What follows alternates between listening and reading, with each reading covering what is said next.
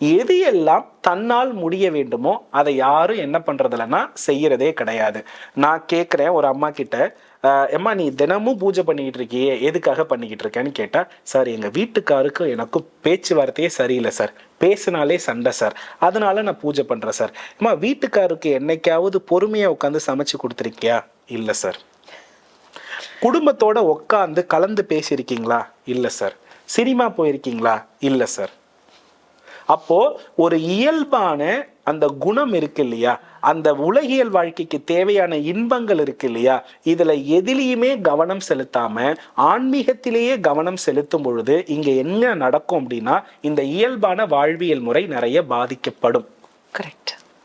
எல்லா இடத்துலயுமே பாதிக்கப்படும்.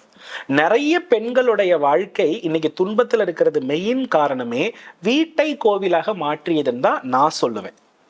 காரணம் என்னன்னா, ஒரு காலகட்டத்துல வீட்டுல செவ்வாய் வெள்ளிக்கிழமைனா விளக்கேற்றிட்டு சாப்பாடு, சமையல், தூக்கம், குழந்தைகளை பார்ப்பது இது மட்டுமே பொறுப்பாக இருக்கின்ற வரையிலும் அவர்களுக்கு எந்த பிரச்சனையுமே வரல.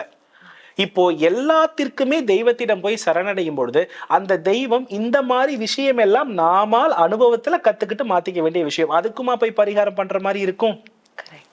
அப்ப இந்த இடத்துல என்னன்னா, நிரம்ப இருப்பது உங்களுக்கு ஆன்மீகம்.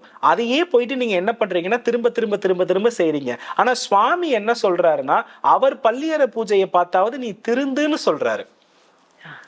அப்போ ஒரு கணவனுக்கு நீ சரியான ஒரு சேவையை செய்யணும். ஒரு கணவனாக இருப்பவன் மனைவிக்கு தன்னுடைய தேவைகளை கரெக்டா பூர்த்தி பண்ணணும். இது ரெண்டு இருந்துட்டாலே ஆன்மீகம் குறைஞ்சிருமா?